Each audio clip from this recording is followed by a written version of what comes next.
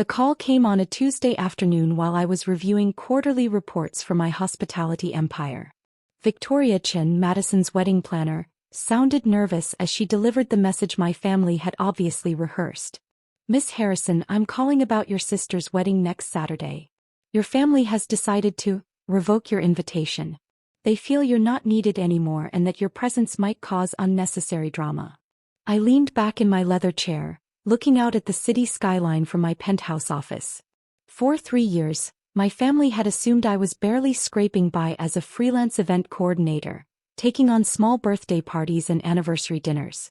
They had no idea that I owned Harrison Hospitality Group, a $3.8 billion empire of luxury venues, five-star hotels, and exclusive event spaces across 12 states.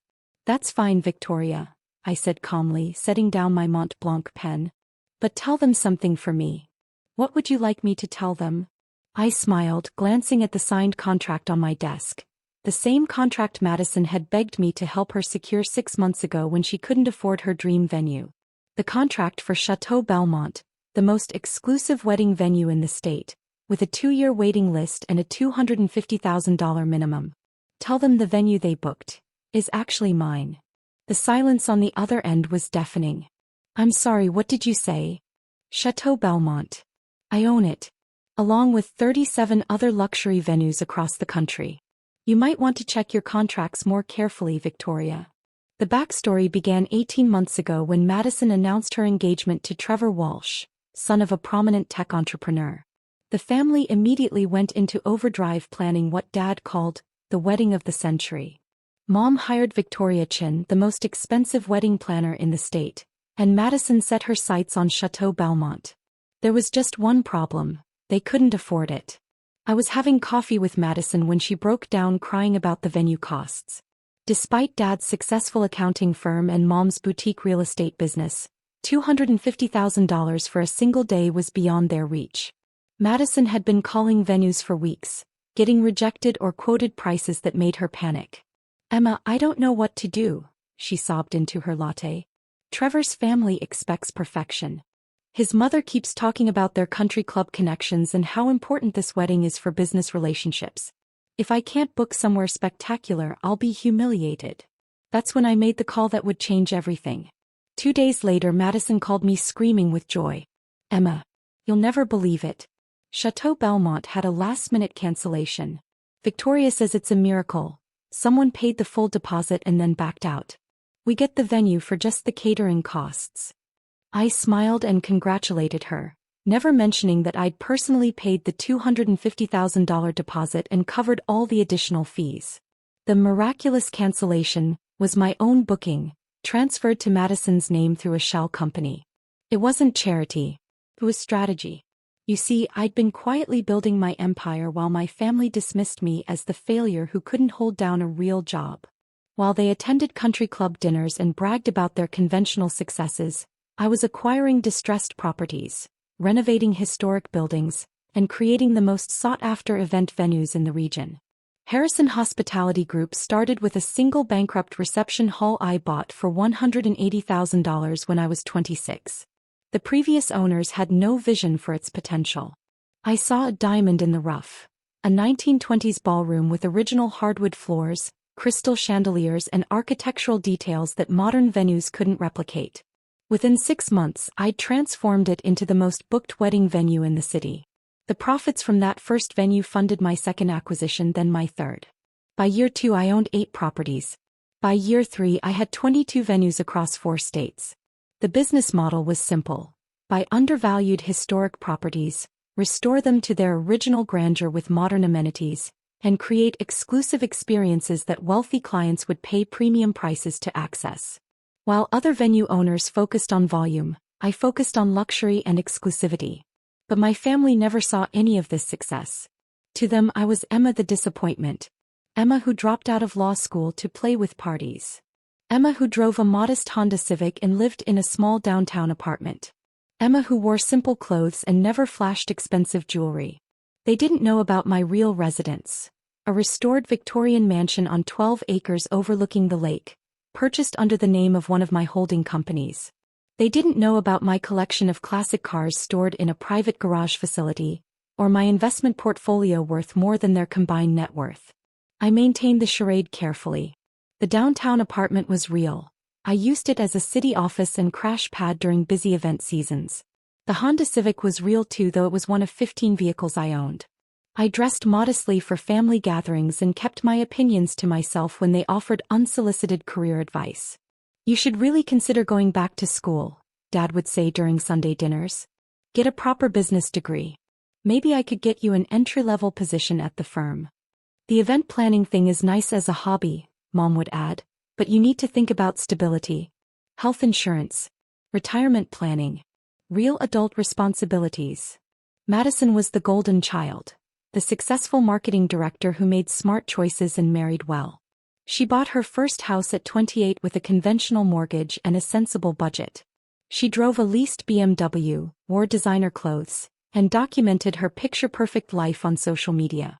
But there was one thing Madison wanted that her picture-perfect life couldn't provide: the wedding venue of her dreams. The months leading up to Madison's wedding revealed exactly how my family viewed me. During planning meetings, I was either ignored entirely or assigned menial tasks like addressing invitations or organizing transportation for elderly relatives. Emma can handle the small details, Madison would say dismissively. She's good at that kind of thing. When discussions turned to guest lists, catering choices, or decoration themes, my input was politely dismissed. Thanks for the suggestion, honey, Mom would say with a patronizing smile. But Victoria is the professional here. We should trust her expertise. Victoria, to her credit, seemed uncomfortable with how my family treated me. She'd often ask for my opinion on logistical details, and I could tell she was surprised by my knowledge of venue operations and event management. But she never pushed when my family overruled my suggestions. The real insult came 3 weeks before the wedding. Madison called a final coordination meeting at Mom and Dad's house. The entire family gathered around the dining room table with vendor contracts, timeline spreadsheets, and detailed floor plans spread across the mahogany surface. Now, Madison announced, we need to discuss some sensitive family matters. She exchanged glances with Mom and Dad before continuing. Trevor's family is very particular about social appearances. His father's business associates will be attending, along with some prominent community leaders. We need to make sure everything reflects the right image. What Madison is trying to say, Dad interjected, is that we're concerned about potential embarrassment. I looked up from the seating chart I'd been reviewing. Embarrassment? Well, Mom sighed, you have to understand, sweetheart. Trevor's family doesn't know about your situation. They assume everyone in our family has achieved a certain level of success. My situation? Madison shifted uncomfortably. Your career instability. The fact that you're 32 and still living in that tiny apartment. The way you dress so modestly. Trevor's mother specifically asked about your achievements, and it was awkward trying to explain. Explain what exactly? That you're still figuring things out, Dad said gently. That you're working on getting your life together. That not everyone in our family has reached the same level of professional success. I set down my pen and looked at each of them carefully. So what are you suggesting? We think it might be best if you kept a low profile during the reception, Madison said. Maybe avoid the head table area where Trevor's family will be seated.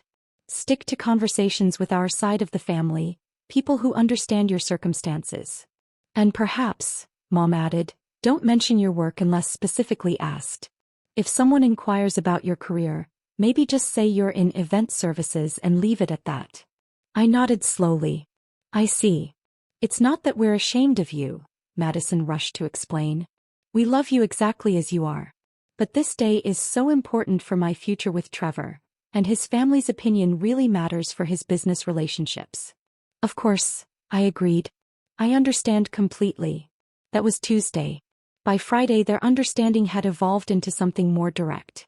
The final blow came through Victoria's phone call on Tuesday afternoon, exactly 1 week before the wedding.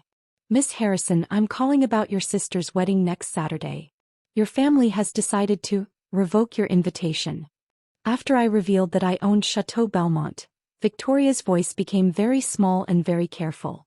Miss Harrison, I think there may have been some kind of misunderstanding. Could you please explain what you mean about owning the venue? It's quite simple, Victoria. Harrison Hospitality Group owns 38 luxury event venues across 12 states. Chateau Belmont is our flagship property. I've personally overseen every detail of its restoration and operation for the past 4 years. I could hear papers rustling in the background. But the contract was arranged through your sister directly. She provided the deposit and signed all the agreements. Actually, if you check your records, you'll find the original deposit came from HHG Holdings, one of my subsidiary companies. The contract was then transferred to Madison's name as a gift. I assume she never mentioned that detail. More rustling. Then a very long pause. Miss Harrison, I need to ask, when you say you own the venue, I own the building, the grounds, the business, and every piece of equipment inside it, including the baccarat crystal chandelier in the main ballroom that Madison specifically requested, including the grand piano she insisted on for the ceremony, including the imported Italian marble in the bathrooms that your design team called absolutely essential for the guest experience. Another pause. And your family doesn't know this? My family believes I coordinate small birthday parties and anniversary dinners. They have no idea about my actual business operations. Oh my God. Victoria's voice was barely a whisper. Miss Harrison, I am so sorry. If I had known, I would never have agreed to deliver that message. Your family instructed me to tell you that your invitation was revoked because they felt you weren't needed and might cause drama. I laughed softly. Well, Victoria, they were half right. I'm definitely not needed. The venue will run perfectly without me. I have an excellent staff.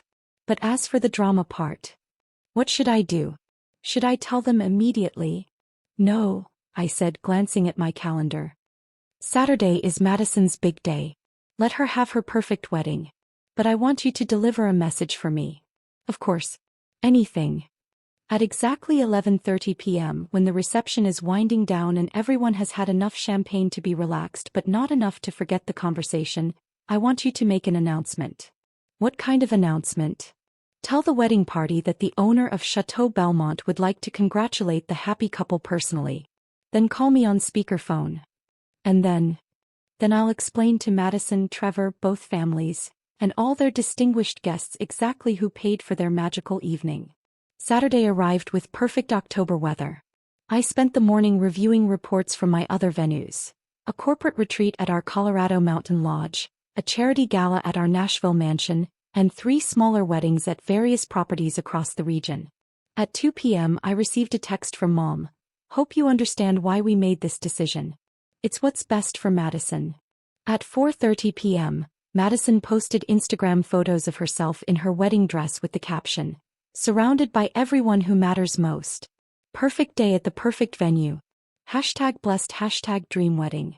At 6 p.m. Victoria sent me a photo from inside Chateau Belmont's bridal suite. She looks beautiful. I feel terrible about this whole situation. At 7:15 p.m. the ceremony began. I watched the live stream that Madison had set up for distant relatives, seeing my own venue filled with flowers I'd grown in our private greenhouse, lit by chandeliers I'd personally selected and restored. At 8:45 p.m., dinner was served using china and crystal from our exclusive collection, prepared in kitchens I'd designed and equipped to 5-star hotel standards. At 10:30 p.m., Trevor's father gave a toast praising the Walsh family's good fortune in connecting with such a successful and distinguished family as the Harrisons. At 11:30 p.m. exactly, Victoria took the microphone. Ladies and gentlemen, if I could have your attention for just one moment. The owner of Chateau Belmont would like to offer personal congratulations to Madison and Trevor. I answered on the first ring, my voice projecting clearly through the ballroom sound system. Good evening, everyone. This is Emma Harrison, owner of Chateau Belmont and Harrison Hospitality Group. The silence was immediate and complete. I wanted to personally congratulate my sister Madison and her new husband Trevor on their beautiful wedding. Madison, you looked absolutely radiant walking down the aisle of my ballroom, and Trevor, you're a lucky man to be joining our family. I could imagine their faces, the confusion, the dawning realization, the panic. I also wanted to thank all of tonight's guests for choosing Chateau Belmont for this special celebration. Your presence here tonight has made this venue even more meaningful to me, as it represents not just a successful business investment, but a gift of love to my sister. The pause that followed was probably only 5 seconds, but I'm sure it felt like hours to my family. Madison, when you called me crying about venue costs 6 months ago, I knew I had to help. That's why I arranged for your miraculous last-minute cancellation. The $250,000 deposit and all associated fees were my wedding gift to you, transferred through my holding company so you could have the day you dreamed of. Now I could hear murmurs and whispers in the background. I hope you've enjoyed the imported Italian marble bathrooms, the restored 1920s hardwood floors, the baccarat crystal chandeliers, and the custom-grown floral arrangements from our private greenhouse. Every detail of tonight was designed to create perfect memories for you and Trevor. Emma. Madison's voice was barely audible through the speaker. I understand that my family felt my presence tonight might cause embarrassment among Trevor's distinguished guests. I respect that decision. But I wanted everyone to know that the Harrison family's success extends beyond the conventional achievements you've heard about this evening. I looked out my penthouse window at the city lights below, each representing thousands of people whose special moments had been celebrated in my venues. Mr. Walsh, you mentioned in your toast how fortunate Trevor is to be joining a successful family. I wanted you to know that Harrison Hospitality Group has facilitated over 2,400 weddings in the past 4 years, including ceremonies for 3 governors, 12 Fortune 500 CEOs, and countless other couples who trusted us with the most important day of their lives. The murmurs were getting louder now. Our venues have hosted state dinners, corporate retreats for major tech companies, charity galas that have raised over $47 million for various causes, and hundreds of intimate celebrations for families who simply wanted their special moments to be perfect. I paused, letting the magnitude of that information settle.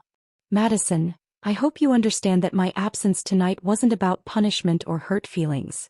I wanted you to have exactly the wedding you envisioned, without any complications or family drama. Your happiness has always been more important to me than recognition or credit. But Emma, Madison's voice came through the speaker, tears obvious in her tone. Why didn't you ever tell us? Because you never asked, I said simply. You assumed my small apartment and modest car meant failure. You assumed my quiet presence at family dinners meant I had nothing valuable to contribute. You assumed that because I didn't follow your traditional path to success, I hadn't found success at all. The ballroom was completely silent now except for Madison's quiet crying. I maintained that fiction because it seemed to make you all more comfortable. Dad, you enjoyed feeling like the family's primary provider. Mom, you liked having someone to give career advice to. Madison, you felt more confident about your achievements when you could contrast them with my apparent struggles. We never meant. Dad's voice, uncertain and defensive. I know you never meant to be cruel, I continued. You genuinely believed you were protecting Trevor's family from embarrassment. You thought you were making a wise decision based on accurate information. The problem was your information was completely wrong. I stood up and moved to my floor-to-ceiling windows. Trevor, I want you to know that your business associates tonight have been celebrating in one of the most exclusive venues in the country. The wine you've been drinking came from our private collection, valued at over $2 million. The 5-course dinner was prepared by our executive chef, who trained at Le Cordon Bleu and has cooked for 3 U.S. presidents. Emma, Mom's voice now shaky and small, we had no idea. Of course you didn't. Because you never looked beyond your assumptions. When Madison needed help with venue costs, none of you thought to ask if I might have connections in the event industry. When she struggled with vendor negotiations, none of you considered that I might have expertise in those areas. The irony was delicious and I couldn't resist highlighting it. Madison, do you remember when I offered to help coordinate your vendor meetings and you said I should stick to small birthday parties? The vendors you struggled to negotiate with, the florist, the photographer, the string quartet, they all offered discounted rates to Harrison Hospitality Group clients. I could have saved you $30,000 with 3 phone calls. Oh God, Madison whispered. But you believed I wasn't qualified to help with anything important. So instead, you paid full retail prices and complained about the costs for months. I let that sink in before continuing. Victoria has been wonderful to work with, by the way. Madison, your wedding planner has been confused all evening about why I wasn't here, given that she's been coordinating with my staff for 6 months. She couldn't understand why the owner of the venue wasn't attending such an important family celebration. Miss Harrison, Trevor's voice came through clearly now. I owe you an enormous apology. My family, we had no idea about your achievements. Madison's family described you as someone still figuring her life out, I finished. Someone without professional accomplishments worth mentioning. Someone who might embarrass you in front of your business associates. We are mortified, Trevor continued. My father specifically mentioned earlier how impressed he was with this venue and asked about booking it for corporate events. If we had known. Trevor, you have nothing to apologize for. You acted on the information you were given. My family genuinely believed they were protecting your reputation. The conversation continued for several more minutes, with family members trying to process what they'd learned. Trevor's father asked detailed questions about our corporate event capabilities. Several guests requested business cards for future events. Madison cried through multiple apologies. Finally, I addressed the elephant in the room. I want everyone to understand something important. I didn't reveal this information to humiliate anyone or ruin Madison's wedding night. I revealed it because my family's assumptions about my life have created a pattern of dismissal that needed to be addressed. What do you mean? Dad asked. Dad, for 3 years you've offered to get me entry-level positions at your accounting firm. A firm that handles small business bookkeeping and individual tax returns. Harrison Hospitality Group's annual revenue is $340 million. Our accounting needs are handled by a team of 12 CPAs and require sophisticated international tax strategies. Silence. Mom, you've repeatedly suggested I should get into real estate because you think event planning isn't a serious career. I own 47 properties across 12 states, with a combined value of $2.1 billion. Last month alone, I closed deals worth more than your boutique agency handles in a full year. More silence. Madison, you've spent family dinners explaining basic business concepts to me because you assumed I didn't understand professional environments. I employ 847 people across all my properties. I've been featured in Hospitality Industry magazine as one of the top venue entrepreneurs under 40. Forbes listed me as a rising star in luxury event management. The weight of their misunderstanding was finally becoming clear. But here's what I want you to understand, I continued, my voice softer now. My success doesn't diminish yours. Dad, your accounting firm serves an important purpose in our community. Mom, your real estate work helps families find homes. Madison, your marketing skills are valuable and impressive.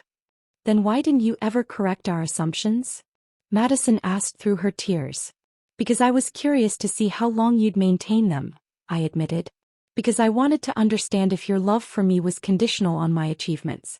Because I wondered if you'd ever ask about my life instead of just making assumptions about it. The truth hung in the air like expensive perfume. And now? Dad asked quietly. Now you know. And we can decide how to move forward. The conversation ended with tentative plans for a family dinner the following Sunday, at my lake house, which I finally offered to show them. Madison asked if she could call me later to talk privately. Trevor requested information about booking our Colorado property for his company's annual retreat. As I hung up the phone, I realized something had fundamentally shifted. The family dynamic that had dismissed me for years was suddenly gone, replaced by uncertainty and curiosity. Victoria called back an hour later to check on me. How are you feeling? She asked gently. Relieved, I answered honestly. It's exhausting to pretend to be less than you are.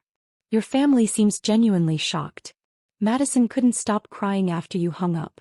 She's processing the fact that every assumption she's made about my life for the past 3 years has been wrong. That takes time. What happens next? I looked out at the city again, thinking about the empire I'd built while my family thought I was struggling. Next, they learn who I really am. And I learn whether they can love the real version as much as they pitted the fictional one. Madison's wedding night had ended with an unexpected revelation. But for the Harrison family, it was really just the beginning. The real question wasn't whether they could forgive me for hiding my success. The real question was whether I could forgive them for assuming I had none. But as I settled into my leather chair with a glass of wine from the same collection that had impressed Trevor's business associates, I felt something I hadn't experienced in years around my family. Hope. Tomorrow would bring new conversations, new understanding, and perhaps new relationships built on truth instead of assumptions. And for the first time in 3 years, I was genuinely excited for Sunday dinner with my family. After all, I had a beautiful lake house with plenty of room for everyone and a lot of stories to tell.